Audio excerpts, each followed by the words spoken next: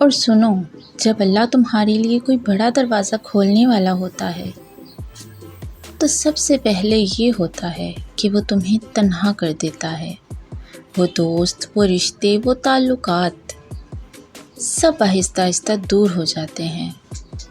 تمہیں لگتا ہے کہ تمہارے ساتھ ظلم ہو رہا ہے، لیکن اصل میں اللہ تمہیں ان لوگوں سے بچا رہا ہوتا ہے جو تمہارے نئے سفر میں بوجھ بن سکتے تھے۔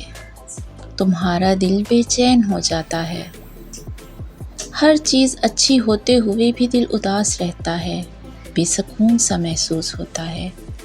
یہ وہ لمحہ ہوتا ہے جب اللہ تمہیں اس راستے کی طرف دھکیل رہا ہوتا ہے جس پر تمہاری اصل کامیابی لکھی ہے، یعنی وہ بے چینی رب کی طرف کا اشارہ ہے کہ اٹھ، اب تیرا وقت قریب ہے۔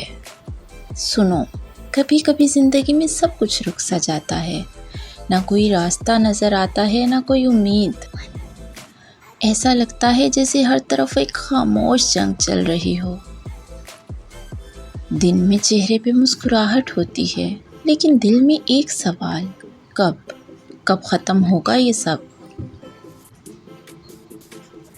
لیکن تمہیں پتہ ہے، کبھی کبھی اللہ تمہیں دیر سے دیتا ہے تاکہ تم دنیا سے نہیں، اس سے امید رکھنا سیکھو۔